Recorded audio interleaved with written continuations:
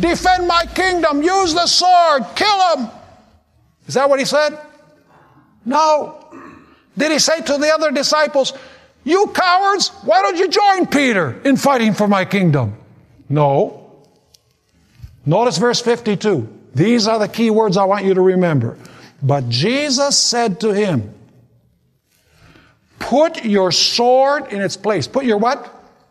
Your sword in its place. For all who take the sword will perish by the sword. He who kills with the sword must be what? Must be killed with the sword. Those words are in Revelation 13, verse 10, and we will study them in the next couple of lectures. And so you know what they did with Jesus? They arrested him in the Garden of Gethsemane, and then they took him to the Sanhedrin. In other words, he had his religious trial. Notice Matthew chapter 26 and verse 57. Matthew 26 and verse 57. And those who had laid hold of Jesus led him away to Caiaphas, the high priest, where the scribes and the elders were what? Were assembled.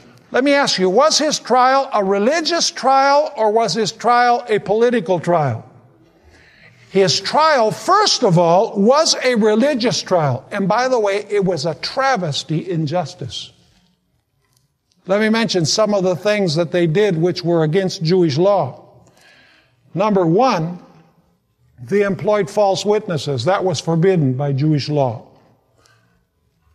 They had a trial at night. That was forbidden by Jewish law. They slapped Jesus before they pronounced the sentence against him. That was a violation of Jewish law. He had right to counsel. They did not give him the right to counsel. That was a violation of Jewish law. They made him self-incriminate himself. That was a violation of Jewish law. In fact, the trial, according to Jewish law, had to be public, and they made it private.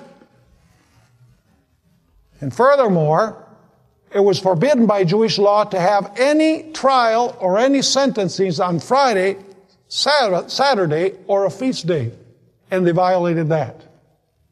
In other words, it was a travesty in justice. What the Sanhedrin, what the church did when Jesus was taken before the religious leaders. Now let's notice a little bit about this trial. Matthew chapter 26 and verse 59. 26 verse 59. Now the chief priests, by the way, another regulation of the Jews was that they had to have impartial judges. Notice what it says here. Now the chief priests, the elders, and all the council sought false testimony against Jesus to put him to death, but found none.